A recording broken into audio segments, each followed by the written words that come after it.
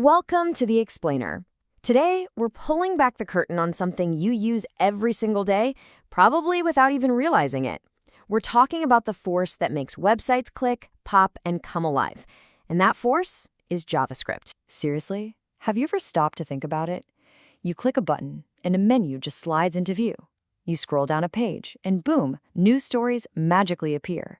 You fill out a form, and you get an instant response. How does that happen? Well, it's not magic. It's code.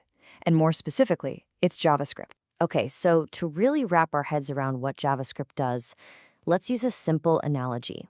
I want you to think of any web page you visit as if it were a person. You know, it's got a basic structure, it's got some style, and it has a way of thinking and acting. And it actually breaks down really neatly. So first, you've got HTML. That's the skeleton. It gives the page its fundamental structure, the headings, the paragraphs, where the images go.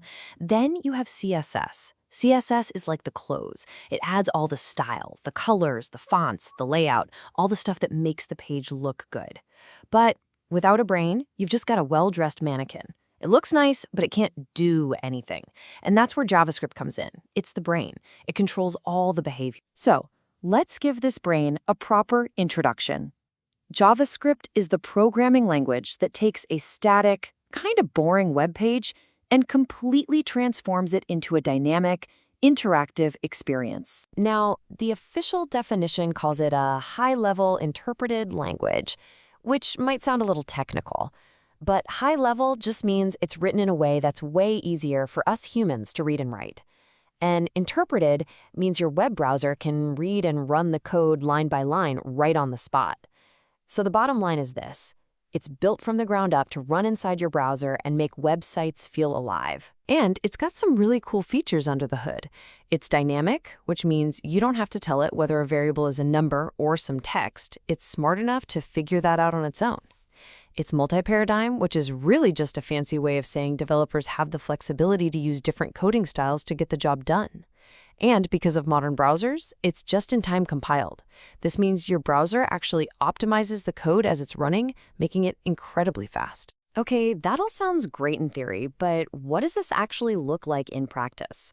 Let's walk through a super simple example of JavaScript telling a web page what to do. So, we start with the skeleton. An HTML element like this, div here, it just creates an empty, totally invisible box on the page. It has a structure, an address, if you will, but that's it. Nothing more. All right, next we can sprinkle in some CSS. Maybe we tell the browser, hey, any text inside that app box should be blue. Great. We've basically picked out an outfit for our mannequin. It looks a little nicer, maybe, but it's still just standing there. It has zero behavior. And this is the brain at work. This single line of JavaScript is a direct command. It says to the browser, listen up, find me the element with the ID of app, and then I want you to change its text to hello world. And just like that, the page changes. Text appears out of nowhere. The brain gave a command and the body actually responded. That's the magic. So where can you use this incredible power? Well, there are two main places. The most common place, and what we've been talking about, is right inside your web browser. But you can also run JavaScript on a server using a tool called Node.js. That lets developers use the exact same language to build the back end of a website, all the behind-the-scenes stuff you don't see. But let's stick with the browser, because you can actually try this yourself. I mean, right now. You don't need any special software.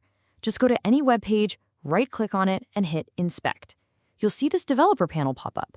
From there, just find and click on the tab that says Console. Think of this as your direct command line to the web page's brain. Okay, you there? Go ahead and type this exact command into the console and hit Enter. Console.log is just our way of telling JavaScript, hey, print this message out so I can see it. The moment you hit Enter, you'll see the text, JavaScript is running, appear. You just gave the browser a direct order and it listened to you. How cool is that? So now that we have a feel for what JavaScript does, let's take a quick look at the basic language itself. The core building blocks you'll be using. All right, don't be intimidated by the code.